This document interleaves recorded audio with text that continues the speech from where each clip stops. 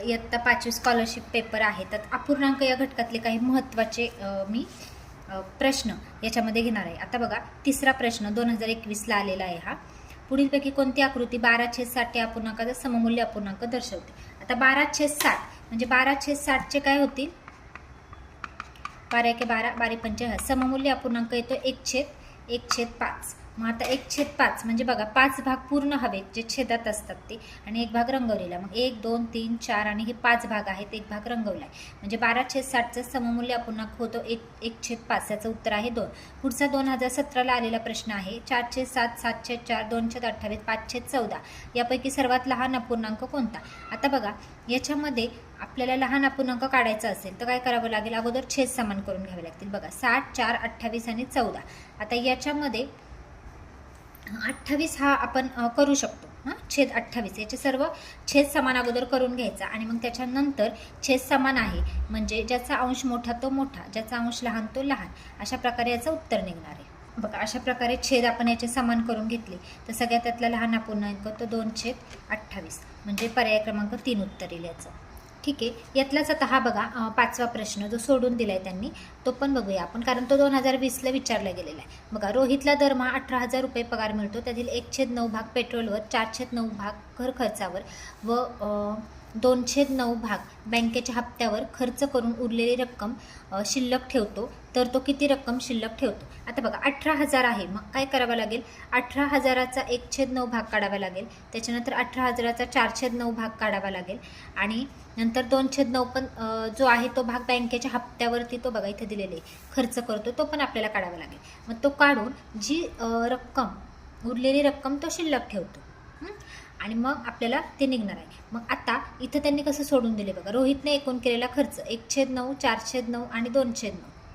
मग टोटल किती आली याची? 7/9. मग डायरेक्ट तुम्ही काय करू शकता, 1 - 7/9 बरोबर 2/9 शिल्लक रक्कम. आता पूर्ण एक भाग आहे आणि त्यातले जर 7/9 वजा केले तर किती राहतात?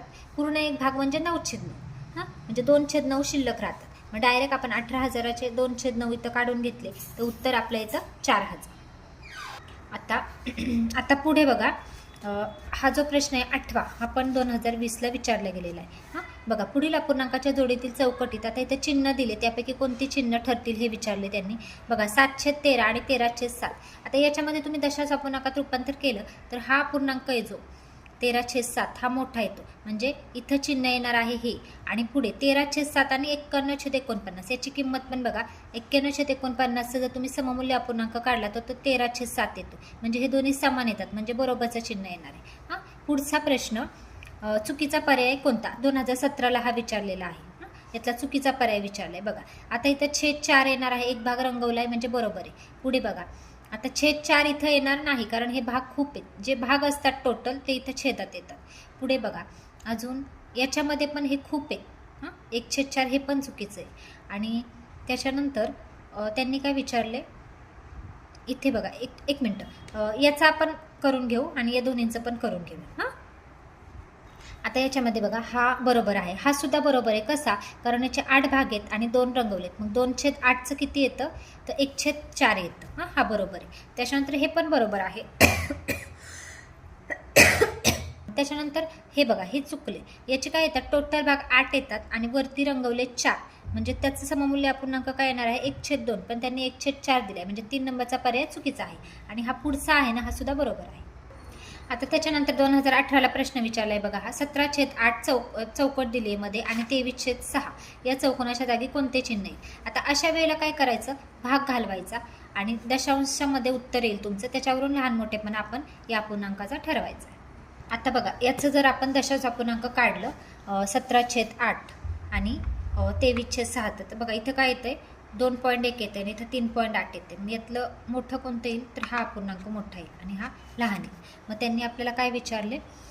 तर मग याच्यामध्ये 2 नंबरचं उत्तर असेल. पुढे इथं 6वा प्रश्न 2021ला आलेला आहे.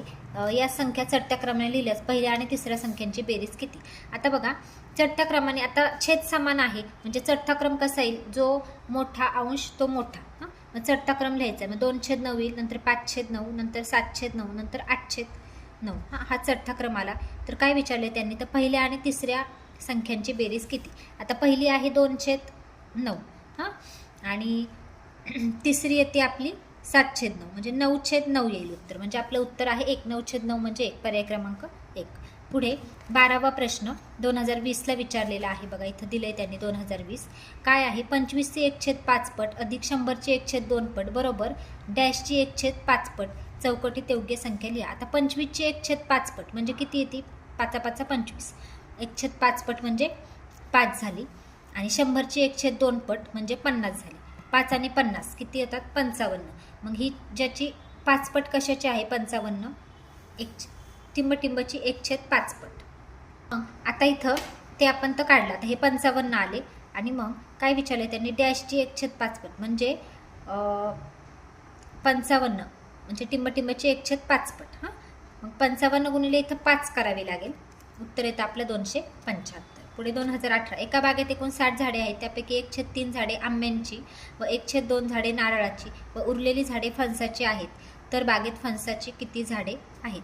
आता बघा 1/3 अधिक 1/2 करावं लागेल आपल्याला. हां, हे सोडून दाखवते मी गणित. बघा आपण काय केलं, त्यांनी काय सांगितले आपल्याला? 1/3 आहेत आंब्याची 20 झाडे आली. 60चे 1/3 काढून घेतले आपण. 60 गुणिले 1/3. त्यानंतर नारळाचे काढून घेतले 1/2 आहेत. 60चे गुणिले 1/2 केले 30 आले. 30 आणि 20 झाले 50.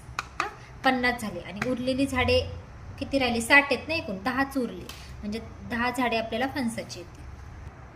ठीक आहे. आता 14 याच्यामध्ये बघा 2017ला आलेला प्रश्न 6/10 या अपूर्णांकात 6/10 किती वेळा मिळवल्यास बेरीज 3 येईल. हा प्रश्न इम्पॉर्टंट आहे. खूप वेळा विचारला जातो हा परीक्षेला. म्हणजे हाच अपूर्णांक येईल नाही, दुसरा अपूर्णांक विचारतील, पण कशा पद्धत त्याची समजून घ्या तुम्ही. 6/10 या अपूर्णांकात 6/10 हा किती वेळा मिळवल्यास उत्तर 3 येईल. आता उत्तर 3 आलं पाहिजे म्हणजे बघा 10ने 60ला समजा आपल्याला इथं छेद 10 दिलाय आणि वरती भाग गेला पाहिजे. हां, मग 10ला 10 तरी किती येतं? 30 येतं, हो की नाही? मग वरती 30 आलं पाहिजे, खाली 10च आहे. म्हणजे बघा 6 पंच किती होतं? 30. म्हणजे उत्तर येतं 5. 5 वेळा जर तुम्ही 6/10 मध्ये बघा 5 वेळा 6/10 मिळवा. आता बघा इथं 6 पंच 30 होतं, परंतु पुढे जर तुम्ही 5 वेळा घेतले तर ते 30 आणि हे 6 36 होतील. म्हणून काय करायचं? तर हे 4 वेळा घेतले तुम्ही. 6 6 6 4 वेळा घेतले तर 24 आणि हे जे ऑलरेडी पहिले 6 आहेत आपले ते 30. म्हणजे 4 वेळा आपल्याला मिळवले तर उत्तर येतं. तुम्ही फक्त गुणाकार करा. 6 पंच 30 त्यातनं 1 वजा करा म्हणजे 4 वेळा तुम्हाला मिळवावे लागतील. यातले प्रश्न येतात. 2018 बघा 6/18 या अपूर्णांकात 6/18 तोच प्रश्न आहे. हा अपूर्णांक किती वेळा मिळवल्यास बेरीज 3 येईल. बघा आता 18 आहे ना, बेरीज 3 येईल म्हणजे काय? तर बघा 18 वरती 6 आहे. हां, आता बघा वरती 54 पाहिजे. 18ने वरती 3 आलं पाहिजे म्हणजे 18 त्रिक किती झाले? 54. मग वरती 54 आलं पाहिजे. मग बघा 6 9 54. हां, तर 9 वेळा होणार नाही, त्यातनं एक दिलेलं आहे आपल्याला म्हणून 8 वेळा उत्तर येईल याचं 8 वेळा. पुढे बघा 5वा प्रश्न हा पण 2021ला आलेला आहे. 7/4 अधिक 3/4 गुणिले 4/3. आधी यांची बेरीज करून घ्यायची किंवा नाही सॉरी पदावली आहे ना, अगोदर काय करा हा गुणाकार. आता हे कसं सोडवायचं? हे 4ला 4 जातील आणि हे 3ला 3 जातील म्हणजे इथं 1 इथं 1 येईल म्हणजे याचं उत्तरच 1 येईल टोटल. मग 7/4 अधिक 1. बघा इथं काय करायचं? तुम्हाला वाटेल इथं छेद समान आहे म्हणजे यांची बेरीज करून घ्या. चुकतं उत्तर. पदावली आहे ही अपूर्णांकाची. अगोदर बघा 3ला 3ने 4ला 4ने इथं मी सोडवले हे गणित. 1 मिनिट. हे बघा मी काय केलं? 3ला 3 गेले 4ला 4 गेले. ह्या 1 मिनिट. आता पुढे किती राहिले? हा याची टोटलच समजा 1 येते. मग आता 7/4 अधिक 1 इथं मांडून घेतलं. मग हे सोडवायचं. हे कसं सोडवायचं? 4 गुणिले 1 करायचं आणि त्याच्यात 7 मिळवायचे म्हणजे ते होतात 11 आणि छेद आहे तोच राहतो. आपलं उत्तर येतं 11/4. हे व्यवस्थित समजून घ्या. 4 1 4 4 आणि 7 होतात 11. 11 आपण मांडले आणि छेद आहेत. हां, आणि हे काय केलं तर हा गुणाकार आधी करून घेतला. म्हणजे कसं केलं? 3ला 3 गेले 4ला 4 गेले म्हणजे टोटल ह्याचं उत्तर 1 आलं. म्हणजे आपलं आलं 7/4 अधिक 1. पुढे 2021ला आलेला प्रश्न आहे बघा पुढचा. आता छेद समान दिले आणि त्यांनी बेरीज विचारली. आता काय करायचं? याचं उत्तर काय येतं?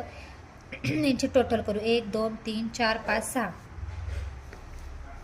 24 वरती येतं आणि खाली आहे तो छेद राहतो आपला. आता समजा 24/3 केला आपण तर मग किती होतं? 8 वर 8 उत्तर येईल याचं, पर्याय क्रमांक 4. कारण 3 ने 24ला भाग जातो ना, 8 त्रिक 24, म्हणून पर्याय क्रमांक 4 हे उत्तर आहे. पुढे 20/2020ला आला ह्या प्रश्न. 1/7 मध्ये 1/7 किती वेळा मिळवले असता उत्तर 7 येईल. यातला एक प्रश्न हमखास पडणारच आहे पेपरला. 1/7 मध्ये 1/7 किती वेळा मिळवले असता उत्तर 7 येईल. आता बघा 7 आलं पाहिजे, म्हणजे वरती 7 7 49, वरती 49 हवेत, ओके नाही आपल्याला. म्हणजे आता 1/7 मध्ये 1/7, आता बघा 1 48 वेळा मिळवला, 1 हा आणि 48 घेतले तर किती होतात, 49 होतात. म्हणजे पर्याय क्रमांक 2 उत्तर.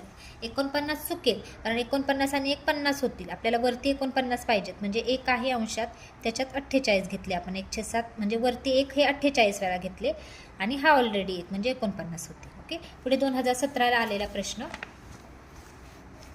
बघा, 17ला आला आहे हा. सोडवा.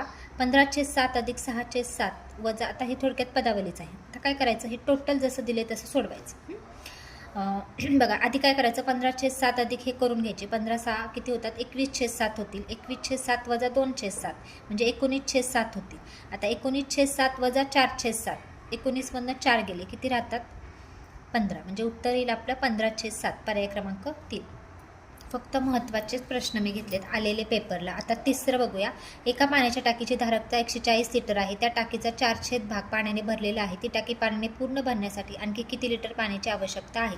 बघा काय आहे, टाकीची धारकता 140 आहे, म्हणजे 140 लिटर पाणी. त्यात धारकता म्हणजे मावतं किती लिटर पाणी ते. हां, आता 140चे इथं 4/7 भाग जो आहे तो पाण्याने भरला आहे. टोटल भाग किती असणार आहे, 7/6, म्हणजे 3/7 भाग आहे तो शिल्लक आहे. मग 140चे तुम्हाला डायरेक्ट 3/7 भाग काढावा लागेल.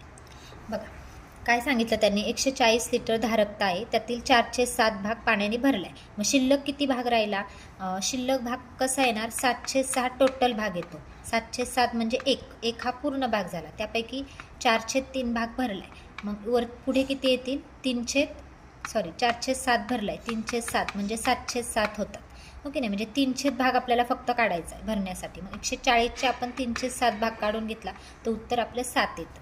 हां, म्हणजे पर्याय क्रमांक 1 आन्सर आहे याचा. पुढे 8वा प्रश्न हा पण आलेला आहे 2018ला. एका संख्येचा तिसरा भाग 33 आहे, तर ती संख्या कोणती. आता हे गणित कसं सोडवायचं दाखवते. आता तिसरा भाग 33 आहे, तोंडी सोडू शकता तुम्ही. 11 त्रिक 33 म्हणजे उत्तर येतं पर्याय क्रमांक 2. पुढे हा प्रश्न 9वा पण 2018ला आलेला आहे.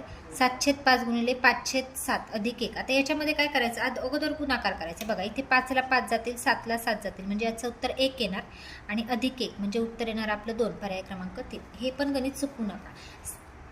हे अगोदर गुणाकार करून घ्यायचं. 7ला 7 गेले, 5ला 5 गेले, म्हणजे टोटल 1 आले आणि त्याच्यात +1 म्हणजे पर्याय क्रमांक 3. अशा प्रकारे अपूर्णांक हा घटक आपण पाहिला.